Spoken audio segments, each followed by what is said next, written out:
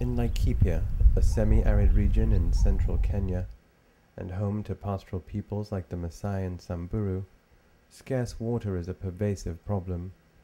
The Ewaso-Nyiro River, which flows from its source on Mount Kenya to the dry rangelands of Laikipia, is the lifeblood of the region. Wakati nalikuwa mimi mdogo, hapa Nkarengiro iko kila aina ya miti, mpaka iko matunda hata watoto nakula. Miti ingine alikuwa anaitwa mbopongi, nyuki na kunya hata maua. Miti mzuri sana sababu kula asali yake, kama anasikia kifua wanakula. Lakini siku hizi yamekauka, maua hakuna, hata samaki natoka kila mtu na shika na mkono. This year, for the first time ever, for the first time in history, the big Ewaso-Nyiro River actually dried up. Unrelenting drought has exerted unprecedented pressure on Laikipia's residents. It is a problem being played out across Kenya and across the continent. 40% of Africa is semi-arid rangeland, and communities all around East Africa are struggling with severe water shortage. Huku Laikipia kuna shida ya maji. Tuko na mvua kidogo sana.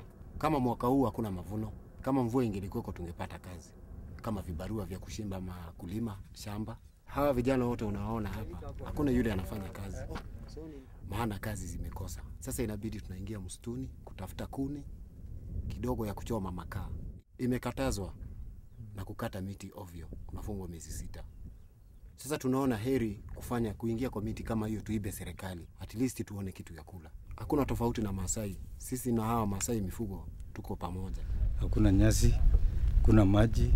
Sasa ndio unaona tunatembea mchana usiku tukijaribu kuangalia kama itabaki, sababu naonekana itakwisha yote.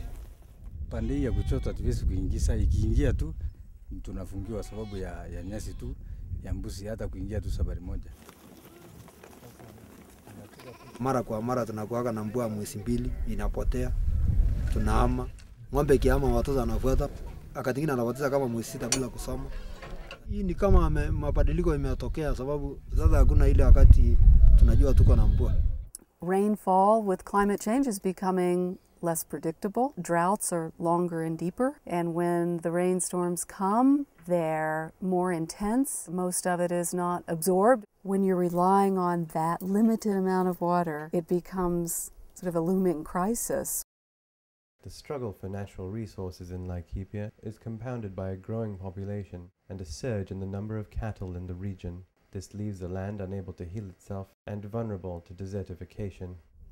It comes back down to a growing population.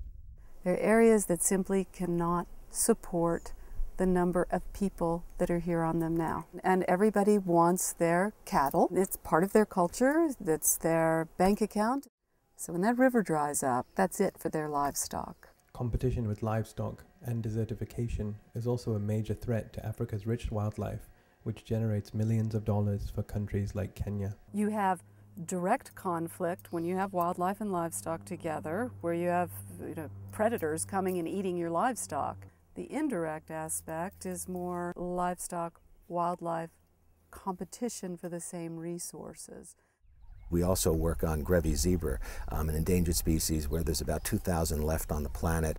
One of the biggest problems was that the livestock were controlling access to water all day, and that the Grevy zebras could only come in to drink at night, which made it very predictable when they were going to do that, and that's when the lions would hammer them and eat them. If there is no more wildlife, because the wildlife estate of Kenya are characterized by mass wildlife deaths because the ecosystems cannot sustain them, the tourism sector will collapse, on the back of which tens of thousands of jobs in the urban areas will disappear.